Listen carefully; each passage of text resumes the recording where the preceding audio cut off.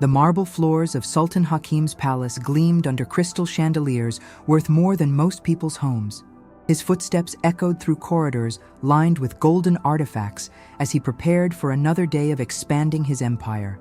At 38, he commanded oil refineries across 3 continents, luxury hotels in every major city, and a net worth that made headlines. But today felt different. An old man in simple robes waited in his reception hall, uninvited, yet somehow having passed through layers of security. The stranger's weathered hands held no documents, no business proposals, just an unsettling stillness in his eyes. "Mr. Sultan," the prophet spoke with quiet authority, "I bring you a warning that your money cannot buy away." Hakim laughed, the sound bouncing off marble walls. "Old man, do you see where you stand? This palace cost more than your village. My morning coffee costs more than your monthly income. What could you possibly warn me about?" The prophet remained unmoved. "When gold weighs more than your soul, you will fall. Before nightfall, the gardener will speak truths that your wealth has blinded you to." "Security!" Hakim called, but his guards hesitated, something in the old man's presence giving them pause. "Your gardener knows what you've forgotten," the prophet continued, rising slowly, "that the soil beneath your feet holds more wisdom than all your bank accounts combined." As the mysterious visitor walked toward the exit, Hakim felt an inexplicable chill despite the warm morning sun streaming through his windows. The man's words lingered in the air like incense, heavy with meaning he couldn't yet grasp. If you've ever wondered whether true wealth lies beyond material possessions, hit that subscribe button and join thousands discovering life's deeper meanings. Your journey toward understanding starts with one simple click. Hassan had tended the Sultan's gardens for 15 years, arriving before dawn and leaving after sunset. His calloused hands knew every rosebush, every fountain, every hidden corner of the vast estate. What the wealthy owner didn't know was that Hassan had once been wealthy himself, wealthier than even Sultan Hakim. As the morning sun climbed higher, Hassan watched through the windows as his employer dismissed the prophet with characteristic arrogance, the gardener's heart heavy with recognition. He'd seen that same dismissive laugh in his own mirror decades ago, back when he owned shipping companies and thought himself master of the world. The irony wasn't lost on him. Here he was, pulling weeds for the man who'd unknowingly bought one of his former properties, the very mansion where Hassan now worked as hired help. But the crash of 1987 had taught him lessons no business school ever could. Hassan remembered the night he'd lost everything, standing on his penthouse balcony, contemplating the 40-story drop, when an old woman in the street below had looked up and smiled. That smile had saved his life and changed his perspective forever. She'd been homeless, yet radiated a peace he'd never known despite all his millions. Now, watching Sultan Hakim pace angrily after the prophet's visit, Hassan saw his former self clearly. The restlessness, the constant need to prove worth through acquisition, the hollow echo that followed every material victory. His weathered hands paused over a particularly stubborn weed. Perhaps today was the day to share what he'd learned. The prophet's timing felt divinely orchestrated, and Hassan had learned to trust such moments. The afternoon heat was building, and soon the Sultan would take his usual walk through the gardens. Hassan would be ready with more than just gardening wisdom. Sultan Hakim couldn't concentrate on his morning meetings. The prophet's words echoed in his mind as he signed contracts worth millions, each signature feeling strangely hollow. His assistant noticed his distraction during a conference call with Tokyo investors, but dared not comment on his employer's unusual behavior. By noon, 3 major deals had been finalized, adding another $50 million to his portfolio. Yet instead of satisfaction, Hakim felt a growing emptiness, as if each success carved out another piece of his soul. The prophet's warning about gold weighing more than souls seemed to whisper from every corner of his opulent office. His wife Layla called from their vacation home in Monaco, chattering about a new yacht she wanted to purchase. Her voice, once music to his ears, now sounded distant and hollow. When had their conversations become nothing but discussions of acquisitions and social status? "Hakim, are you listening?" Layla's voice cut through his thoughts. "The Rothschilds' yacht is only 200 feet. Ours should be at least 250 to make the right impression. Yes, whatever you want, he replied automatically, staring out at his gardens where Hassan worked methodically among the roses. Something about the gardener's peaceful movements drew his attention. In 15 years, he'd barely spoken to the man beyond basic instructions. After ending the call, Hakim found himself walking toward the window. Hassan looked up from his work, their eyes meeting for perhaps the first time in years. The gardener's gaze held something Hakim couldn't identify. Not subservience or fear, but a kind of knowing compassion that made him uncomfortable. A text from his broker interrupted his thoughts. Another investment had doubled overnight. The notification should have thrilled him, but instead, it felt like another weight added to an already unbearable burden. The afternoon stretched endlessly, despite Hakim's packed schedule. Board meetings, investment calls, and contract negotiations blurred together in a haze of figures and projections. His personal chef prepared his favorite lunch, imported Wagyu beef and rare truffles, but every bite tasted like ash. His reflection in the office mirror showed a successful man in his prime. Tailored suit, expensive watch, perfectly groomed appearance.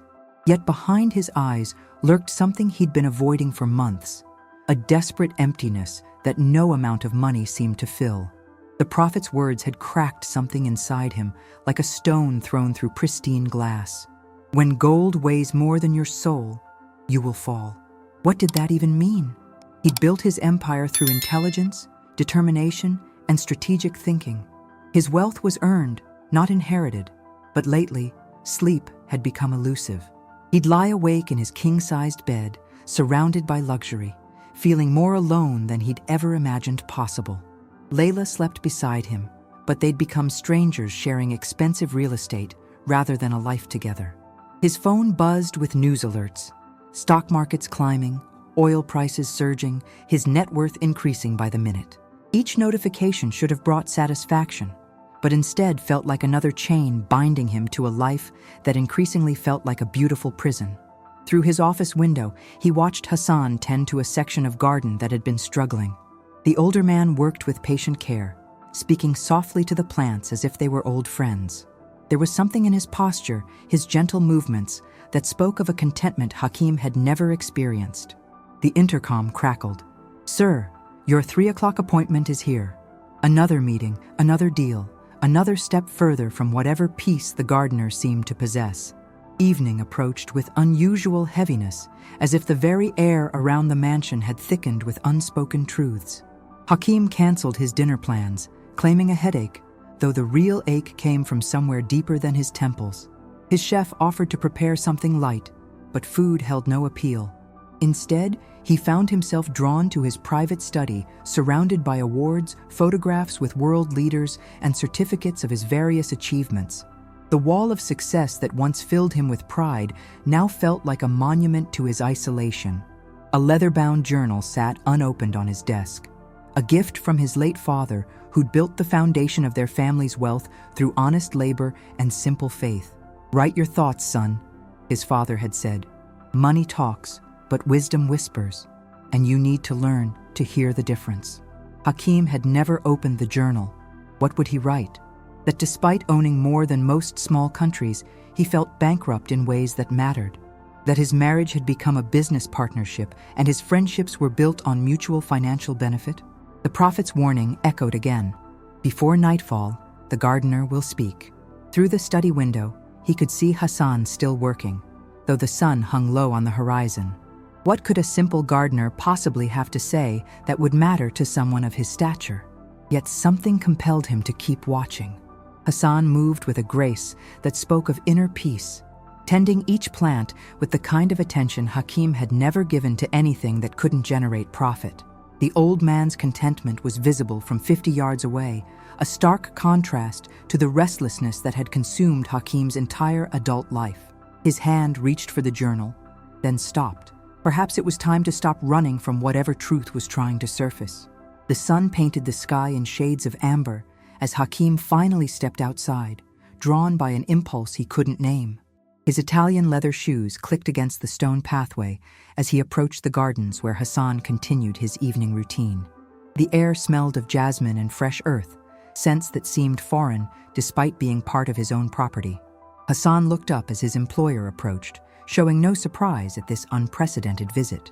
His weathered face held the kind of lines that spoke of laughter and sorrow in equal measure, experiences that had carved wisdom rather than bitterness into his features. "Beautiful evening, Mr. Sultan," Hassan said simply, his hands never pausing in their gentle work with a struggling rose bush. "Yes, I suppose it is," Hakim replied awkwardly, realizing he couldn't remember the last time he'd actually noticed a sunset. "Hassan, you've worked here for how long now?" 15 years next month, sir." Hassan's voice carried no resentment, despite the formal distance Hakim had maintained all this time. 15 years. Hakim repeated the words, struck by the realization that this man had been a constant presence in his life longer than most of his business partners. "And you seem content, happy even." Hassan smiled, the expression transforming his entire face. "Content, yes. Happy depends on the day, but content runs deeper than happiness." The simple distinction hit Hakim like a revelation. When had he last felt truly content? His happiness came in brief bursts tied to acquisitions and achievements, but contentment, that steady, underlying peace, remained foreign to his experience. "The prophet who visited this morning," Hakim found himself saying, "he mentioned you specifically, said you would speak some truth before nightfall." Hassan's hands stilled for the first time, and he looked up with eyes that seemed to hold depths Hakim was only beginning to recognize. Hassan set down his gardening tools and straightened slowly, his joints protesting the transition from kneeling to standing. He studied Hakim's face for a long moment, as if weighing whether the man before him was ready for what he had to share. "You want to know about contentment," Hassan said, not asking but stating. "But first, let me ask you something. What do you see when you look at me?" Hakim hesitated, realizing he'd never truly looked at Hassan as anything more than part of the landscape. "I see my gardener, a man who works with his hands, who seems at peace with simple work. And what do you think I see when I look at you?" The question caught Hakim off guard. "A successful businessman? Your employer?" Hassan shook his head gently. "I see a man drowning in golden chains, just as I once was." He gestured toward a weathered bench beneath an olive tree. "Would you sit with me? The story I have to tell requires time, and these old bones could use the rest." They settled onto the bench as the first stars appeared in the darkening sky. Hassan's presence radiated a calm that seemed to slow time itself, making the evening feel suspended between day and night, between one understanding and another. 30 years ago, Hassan began, his voice taking on the cadence of someone accustomed to solitude and reflection. "I stood where you stand now, not in this garden, but in that same place of spiritual emptiness that wealth creates when it becomes our God." Hakim felt his breath catch. "You were wealthy? Wealthy?" Hassan laughed softly. "I was richer than you are now, Mr. Sultan. I owned shipping companies, real estate empires, manufacturing plants. My net worth made headlines, and world leaders sought my counsel." The revelation hit Hakim like a physical blow. This simple man, whose hands were stained with soil, had once commanded the kind of empire Hakim was still building. Hassan's eyes grew distant as he gazed across the garden he'd lovingly tended for 15 years. "My empire began like yours, with ambition, intelligence, and an unshakable belief that success was measured in dollars and possessions. By the time I was 35, I owned the largest shipping fleet in the Middle East." Hakim leaned forward, captivated despite himself. The idea that his gardener had once commanded such wealth seemed impossible. Yet something in Hassan's bearing suggested absolute truth. "I had 7 homes across 4 continents," Hassan continued. "A yacht that required a crew of 30, private jets, rare art collections, investments in every major market. My morning routine involved reviewing reports that showed my wealth increasing by millions each day." The parallels to his own life were unsettling. Hakim thought of his own morning ritual, checking overnight market gains, reviewing portfolio performance, calculating net worth increases. But the more I gained, the more I needed to gain. Success became an addiction more powerful than any drug. Each victory required a bigger victory to provide the same satisfaction. Each acquisition left me emptier than before, though I couldn't understand why. Hassan paused to touch a rose bloom, his fingers gentle against the delicate petals. I told myself the emptiness would disappear with the next deal, the next milestone. 10 million became 50, 50 became 200. But the hole inside me grew with every addition to my bank account. What changed? Hakim asked, though he dreaded the answer. Everything, Hassan replied simply. In a single night, I lost it all. But more importantly, in losing everything, I found what I'd been searching for my entire life. The garden around them seemed to hold its breath, waiting for the story that would either destroy or transform the man listening with growing desperation. Hassan's voice dropped to barely above a whisper as he recalled that pivotal evening. October 19th, 1987. Black Monday, they called it. But for me, it was the night my golden prison finally crumbled. Hakim felt a chill despite the warm evening air. He'd studied that market crash in business school, but it had always been abstract numbers and case studies. To hear it from someone who'd lived through the devastation made it terrifyingly real. I watched 40 years of building disappear in hours, Hassan continued. Margin calls, leveraged positions collapsing, partners abandoning ship. By midnight, I'd gone from billionaire to bankrupt. My lawyers were calculating how much I'd owe, not how much I'd keep. The older man's hands remained steady as he spoke, showing no trace of the panic he must have felt. I stood on my penthouse balcony that night, 40 stories above the street, seriously considering whether the fall would hurt. The empire I'd built to prove my worth had crumbled, and without it, I didn't know who I was. Hakim's throat tightened. He'd had similar thoughts during recent sleepless nights, though his wealth remained intact. The fear of losing everything, of discovering that without money he might be nothing, haunted his quietest moments. "What stopped you?" he asked quietly. Hassan smiled, the expression radiant even in the gathering darkness. An angel in the form of a homeless woman. She was sitting on the sidewalk below, and when I looked down at her, she looked up and smiled. Not at my penthouse or my expensive clothes, but at me. A genuine smile of recognition, as if she saw something in me that I'd forgotten existed. "That saved you?" "That began saving me," Hassan corrected. But the real transformation came when I realized that her smile held more peace than I'd found in all my years of accumulating wealth. "I went down to the street that night," Hassan continued, his voice growing stronger with the memory. 40 floors in an elevator that felt like descending into my own soul. The woman was still there when I emerged, wrapped in a thin blanket, yet radiating warmth that had nothing to do with temperature. Hakim tried to imagine his former self making such a journey, leaving the safety of wealth to confront raw humanity on the streets.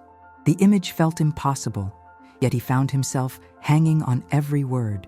Her name was Fatima, and she'd been living on the streets for 3 years. Lost her home, her family, everything I thought defined a person's worth. But when she spoke, her words carried wisdom that my expensive education had never provided. Hassan paused to adjust a drooping flower, his care for the small details somehow emphasizing the importance of his story. She asked me why I looked so sad when I had everything. I told her I'd just lost everything. She laughed, not mockingly, but with genuine joy, and said, "Brother, now you can find everything that matters." What did she mean? She meant that my wealth had been a barrier, not a bridge. Every dollar I'd accumulated had separated me further from my own soul, from genuine connection with others, from the peace that comes from knowing who you are beyond what you own. The truth of those words hit Hakim with unexpected force. His own wealth had indeed become a wall, between him and Layla, between him and meaningful relationships, between him and any sense of purpose beyond accumulation. "Fatima invited me to share her cardboard shelter that night," Hassan said. "The most successful businessman in the region, sleeping on the street by choice. But in that cardboard box, I slept more peacefully than I had in years." Hakim stared at this man, who'd voluntarily descended from penthouse to pavement, trying to understand the courage such a journey required. "I spent 3 months living on those streets," Hassan continued, his words painting pictures that challenged everything Hakim thought he understood about success and failure. Not because I had to, I still had friends who would have helped, but because I needed to strip away every external measure of worth. The concept seemed insane to Hakim's business-trained mind. Voluntarily choosing poverty when alternatives existed violated every principle of rational self-interest he'd been taught. Fatima became my teacher, though she never claimed that role. She showed me how to find joy in a shared meal, even when that meal came from a soup kitchen. How to appreciate shelter, even when it was just a doorway during a storm. How to value human connection when it was based on mutual vulnerability rather than mutual benefit. Hassan's eyes reflected the garden's soft lighting, but seemed to see far beyond the present moment. I learned that contentment isn't the absence of want. It's the presence of gratitude for what exists. Fatima had nothing by society's standards, yet she gave thanks every morning for another day of life. But surely you missed your former life? Hakim asked, unable to comprehend such a radical transformation. I missed the comfort, yes, but I didn't miss the constant anxiety, the sleepless nights spent worrying about market fluctuations, the hollow feeling that followed every material achievement. For the first time in decades, I slept through the night without medication. Hassan stood and walked to a small fountain, its gentle bubbling the only sound in the peaceful evening. The streets taught me that security based on possessions is an illusion. Real security comes from knowing that your worth isn't determined by your net worth. And that was enough? That knowledge? Hassan turned back with a smile that seemed to illuminate the entire garden. That was just the beginning. The real transformation came when I discovered that losing everything had actually prepared me to receive everything that truly matters. On my 90th day on the streets, Hassan said, settling back onto the bench. Fatima took me to a small mosque I'd never noticed despite passing it countless times in my former life. The building was humble, cracked walls and worn carpets, nothing like the grand religious structures I'd visited for social or business purposes. Hakim shifted uncomfortably. Religion had become ceremonial in his life. Appearances at major holidays, charitable donations for tax benefits, but nothing that touched his daily existence or inner world. The imam there was an old man named Abdullah, and he looked at me as if he'd been expecting my arrival. "You've come seeking what you lost," he said, "but you'll leave with what you never knew you needed." Hassan's voice took on a reverent quality as he continued. That first prayer session broke something open inside me. Not the memorized words from childhood, but genuine communication with something greater than my own ambitions and fears. "I don't understand," Hakim admitted. "You'd lost everything. Why would prayer help with practical problems?" "Because I discovered that my practical problems weren't actually about money," Hassan replied. "They were about meaning, purpose, connection to something eternal. Prayer didn't restore my bank account. It restored my soul." The older man touched his chest gently. "For 40 years, I'd been trying to fill a spiritual void with material possessions. It's like trying to quench thirst with sand. The more you consume, the more desperate you become." Hakim felt a recognition stirring in his own chest, an acknowledgement of the endless hunger that no amount of success seemed to satisfy. "But how do you live without ambition, without goals?" "Oh, I have goals," Hassan said with a gentle laugh. "But they're different now. Instead of accumulating wealth, I accumulate wisdom. Instead of building empires, I build character. Instead of impressing others, I serve others." The fundamental shift in priorities seemed to glow around Hassan like an invisible light, making his contentment almost tangible in the evening air. "After 6 months of street life and spiritual discovery," Hassan continued, "Abdullah suggested I was ready to re-enter the world, but as a different person entirely. You've learned to live with nothing," he said. "Now learn to live with something while remaining nothing." The paradox confused Hakim, but he sensed profound wisdom in the contradiction. Hassan seemed to understand his puzzlement and smiled with patient compassion. He meant that I could return to working and earning, but never again would I define myself by what I possessed. My identity had to remain rooted in my relationship with the divine, not my relationship with money. Hassan gestured around the garden they sat in. "So I started over, but differently. I took the first job offered, gardening for a wealthy family. Not because I loved plants, but because I needed to learn humility and service. You chose to be a gardener? Hakim asked, still struggling to understand such a dramatic career change. I chose to be a student, Hassan corrected. The gardening was just the classroom. Every plant taught me patience. Every season showed me the cycles of growth and rest. Every flower reminded me that beauty doesn't require permanence to have value. The older man's hands moved expressively as he spoke, showing the calluses and soil stains that marked years of honest labor. I discovered that working with my hands connected me to creation in ways that signing contracts never could. Each day brought simple, achievable goals: water the roses, trim the hedges, nurture growth. And you were satisfied with such limited scope? Hakim's question revealed his own inability to imagine contentment without constant expansion and acquisition. Limited? Hassan laughed warmly. My friend, I had spent decades trying to control global markets, and I was miserable. Now I tend one garden, and I've found peace that surpasses all understanding. Which life sounds more limited to you? The question hung in the air like incense, challenging everything Hakim thought he knew about success and fulfillment. Hassan stood and walked among his beloved plants, his movements graceful despite his age. These 15 years of gardening have taught me more about life than 40 years of business ever did. Plants don't lie about their needs. They either flourish or struggle based on the care they receive. Hakim followed, drawn into Hassan's gentle orbit as they moved through the garden. But don't you miss the excitement? The challenge of major deals, the thrill of victory in competitive markets? I found different excitement, Hassan replied, kneeling beside a bed of struggling seedlings. The thrill of seeing something grow because of patient care rather than aggressive acquisition. The satisfaction of nurturing rather than conquering. He touched one of the small plants tenderly. This seedling teaches me that growth requires time, proper conditions, and consistent attention. You can't force it faster than its natural pace, and you can't abandon it without consequences. The metaphor wasn't lost on Hakim, who'd spent his career forcing faster growth through leveraging, pressure, and manipulation of circumstances. Are you saying my approach to business is wrong?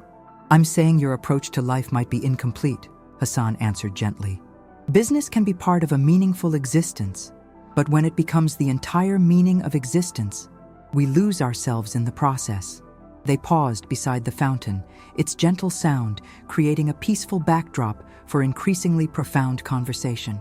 Tell me, Mr. Sultan, when did you last feel truly at peace? Not excited about a deal, not satisfied with an acquisition, but genuinely at peace with yourself and your place in the world?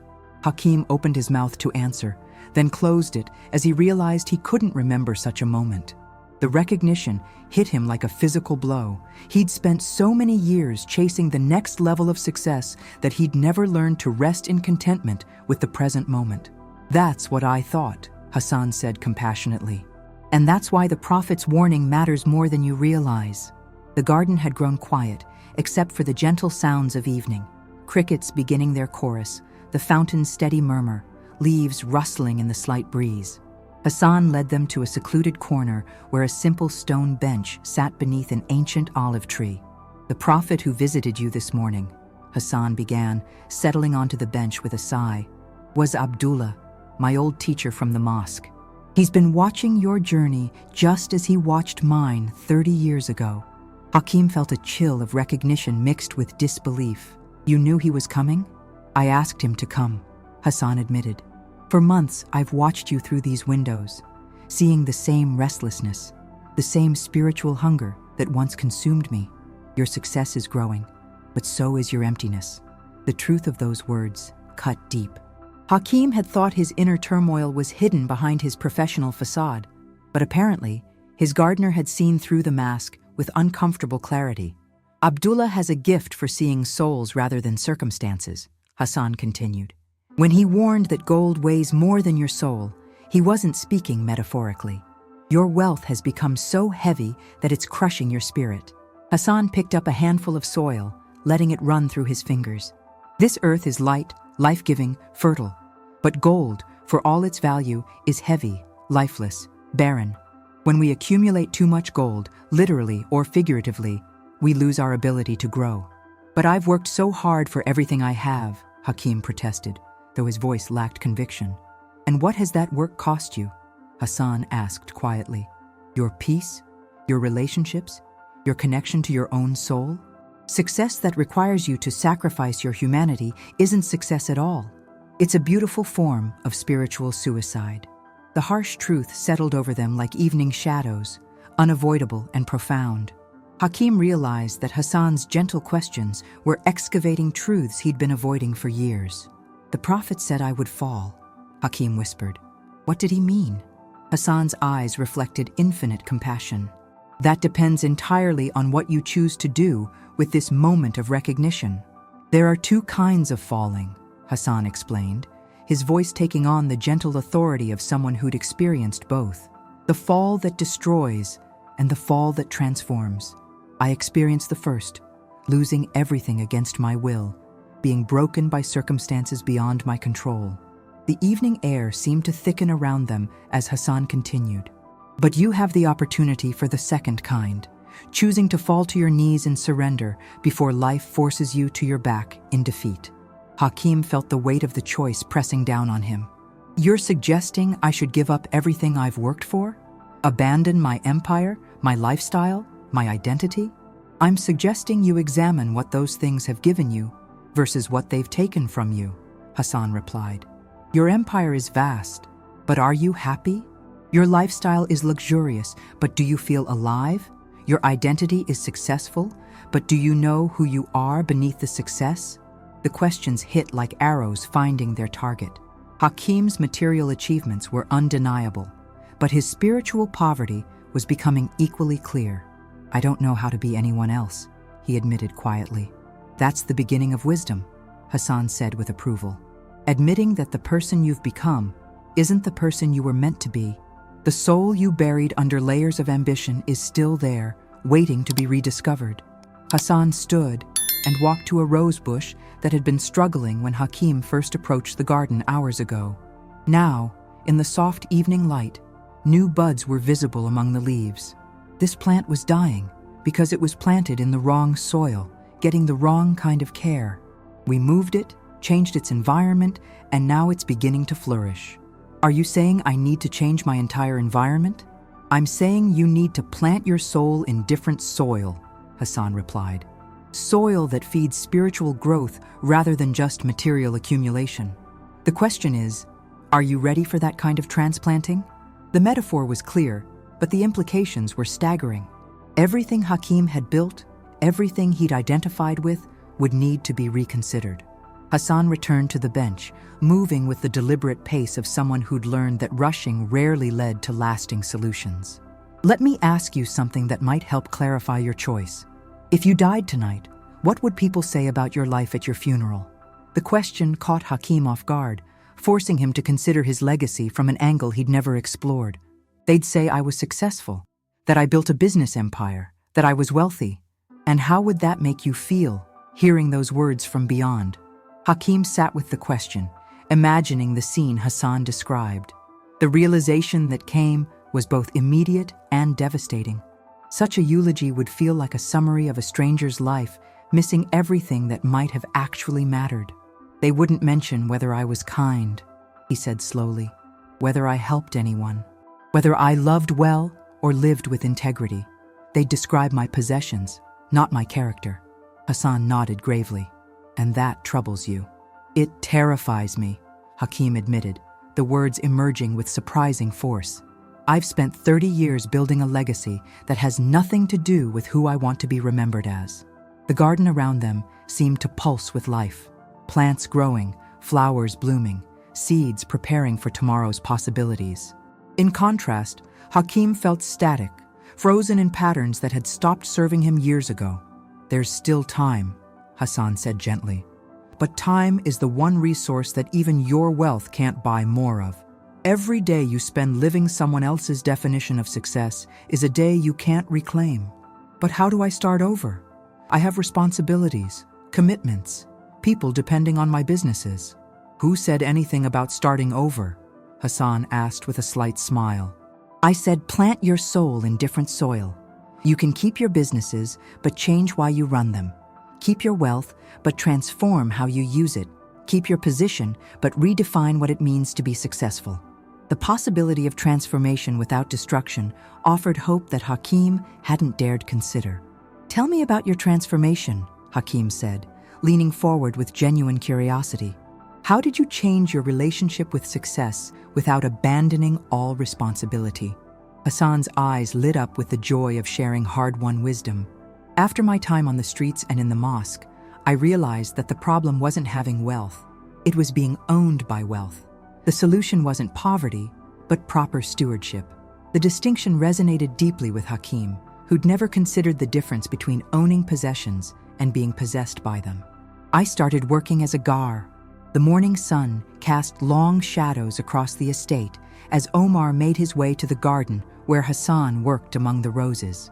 The old gardener looked up, his weathered hands still clutching a watering can, his eyes holding neither surprise nor fear. "You knew I would come," Omar said, his voice barely above a whisper. Hassan nodded slowly, setting down the can.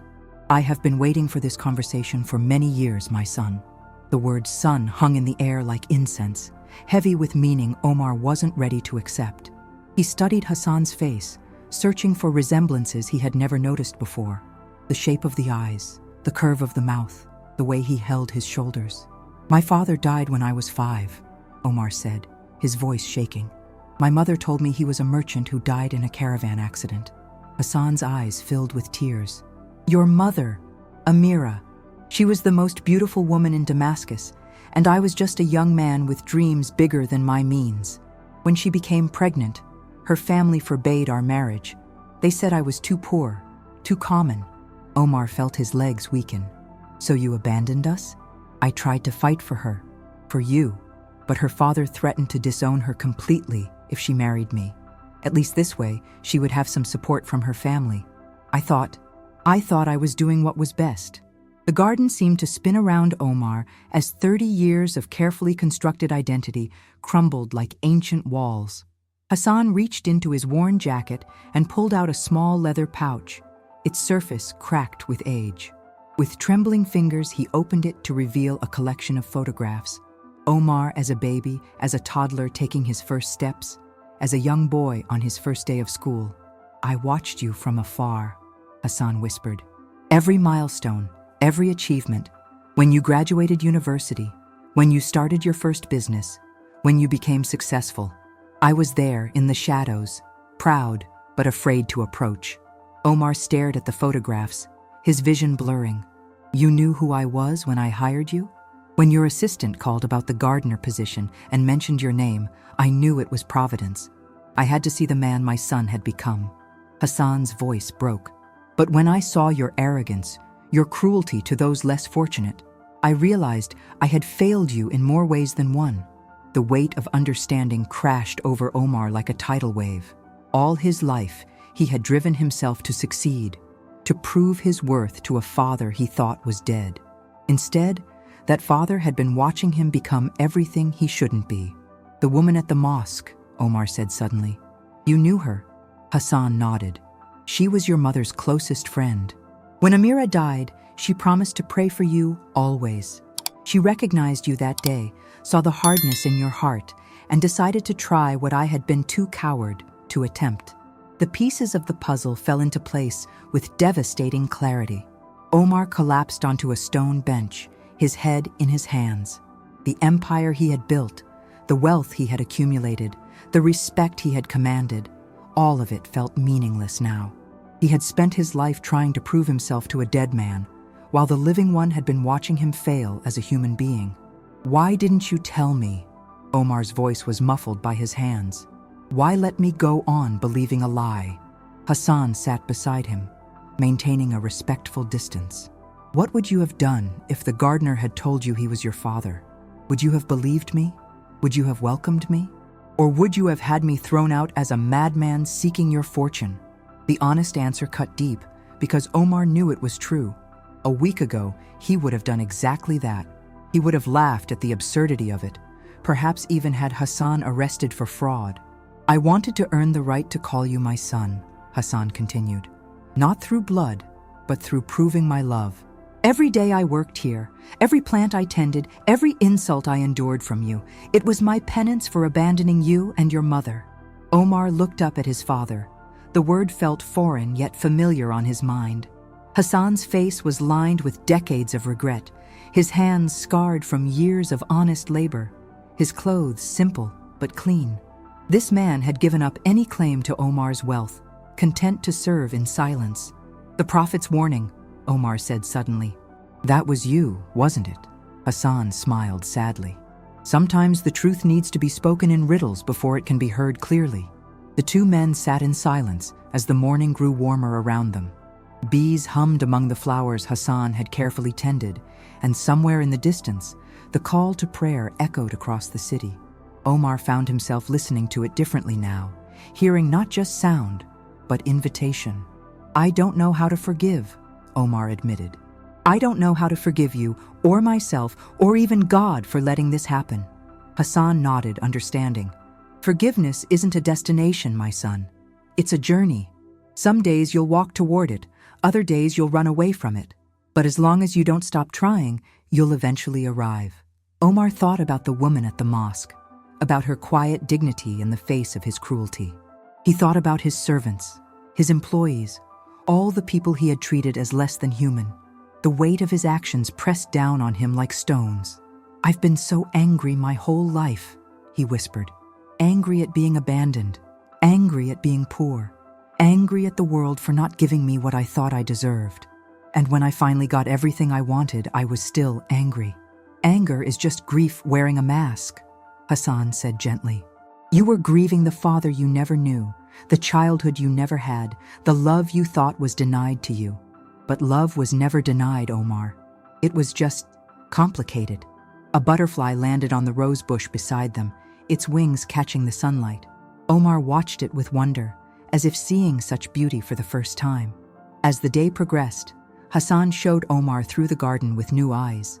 Every plant, every pathway, every carefully chosen stone had been placed with intention and love. This wasn't just landscaping. It was a father's love letter to his son, written in living beauty.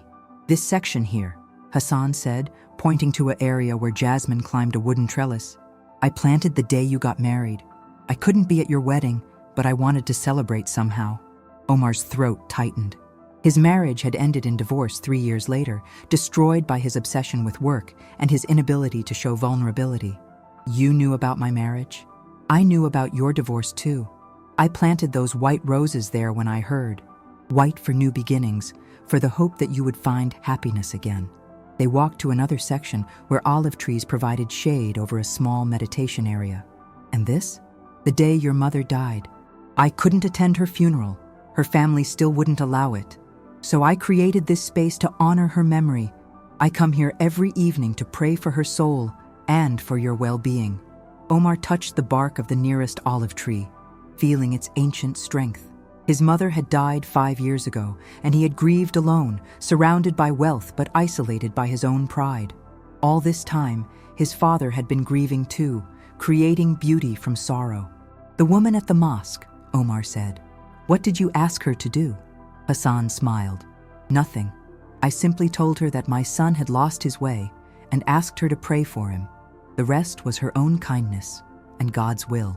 The afternoon call to prayer found Omar in an unexpected place, kneeling beside his father in the garden, facing Mecca for the first time in over a decade.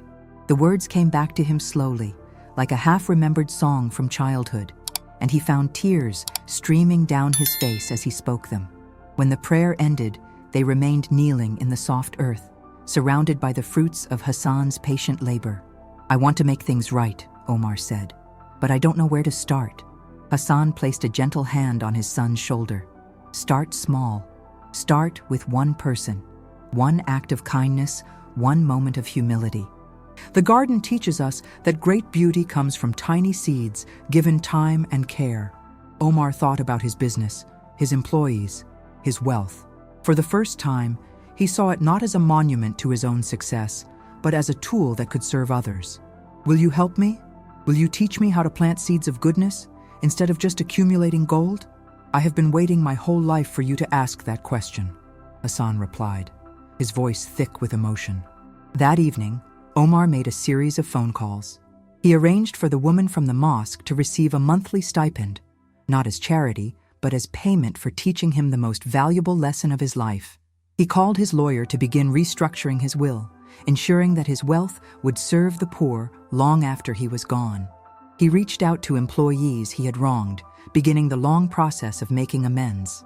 As the sun set over Damascus, father and son worked side by side in the garden, their hands dirty with honest soil, their hearts lighter than they had been in years. 1 year later, Omar's mansion had been transformed into something unrecognizable. The grand halls that once echoed with emptiness now bustled with activity as the building served as a community center and school for underprivileged children. The dining room where Omar had once eaten alone now fed dozens of families each day. Hassan, no longer the hired gardener but acknowledged as beloved father, had expanded the garden into a teaching space where children learned to grow their own food and adults found peace in the rhythm of planting and harvesting. Omar himself was barely recognizable. The expensive suits had been replaced with simple, comfortable clothes. The arrogant sneer had given way to genuine smiles. The hands that once counted money now distributed it freely, and the heart that had been closed like a fist now opened like a flower to anyone in need.